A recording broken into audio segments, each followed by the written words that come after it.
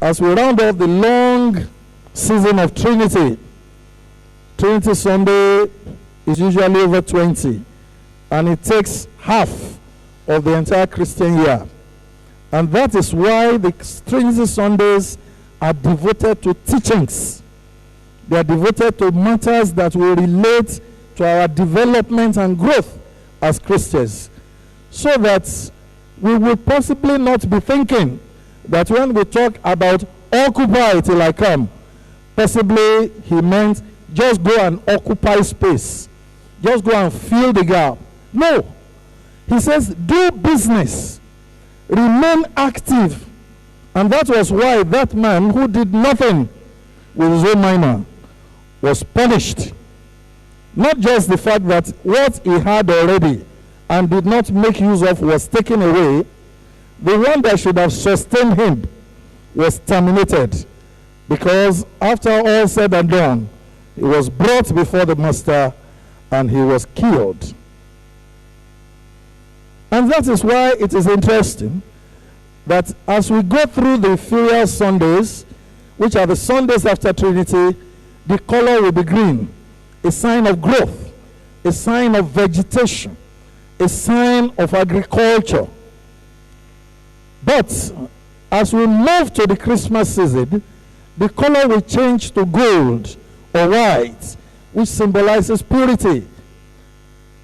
But in between the two, between the season of Trinity and Christmas, we have the Advent.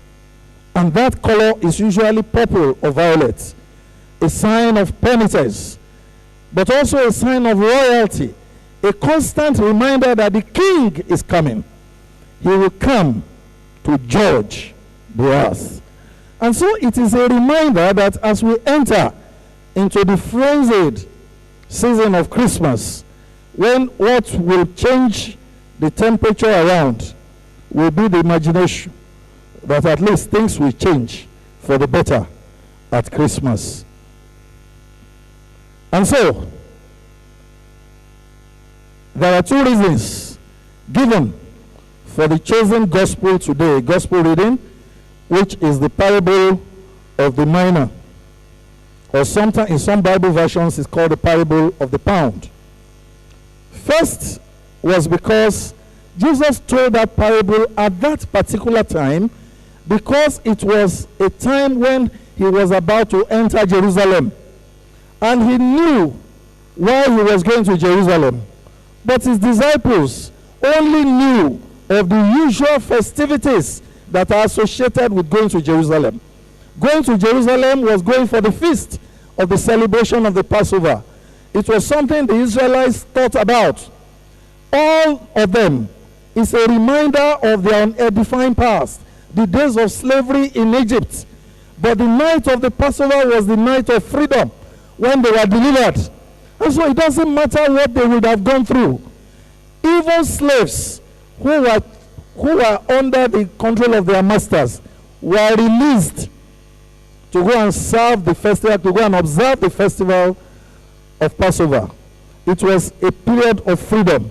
And so it doesn't matter wherever they were, they would take that holiday and go to that place. It was also an opportunity to see old friends.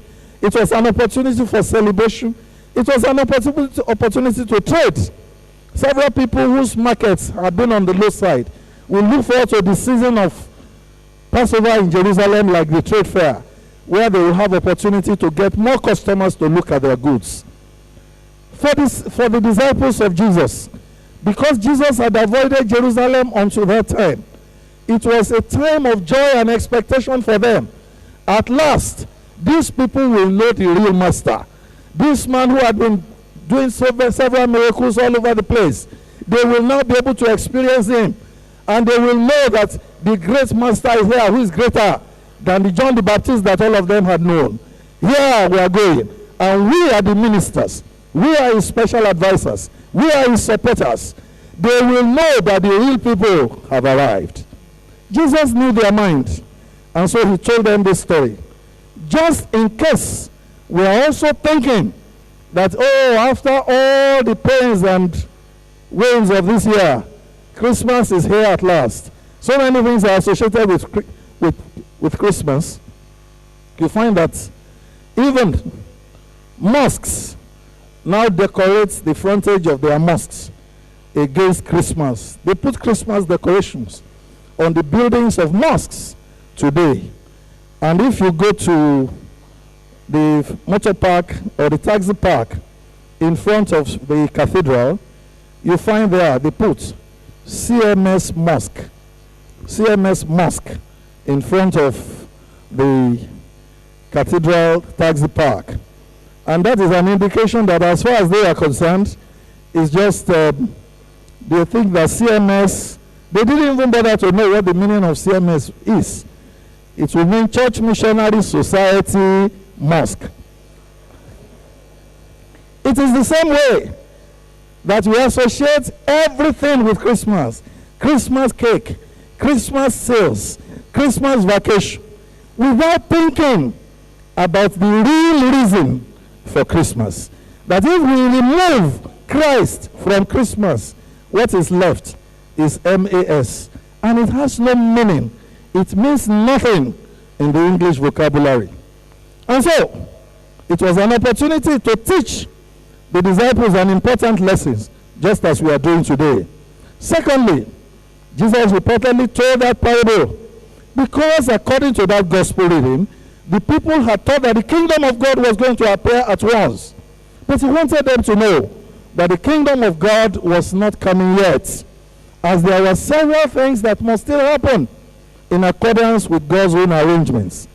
God does not have to rearrange his plan to suit our purpose. We are the ones to rearrange our lives to suit the purpose of God.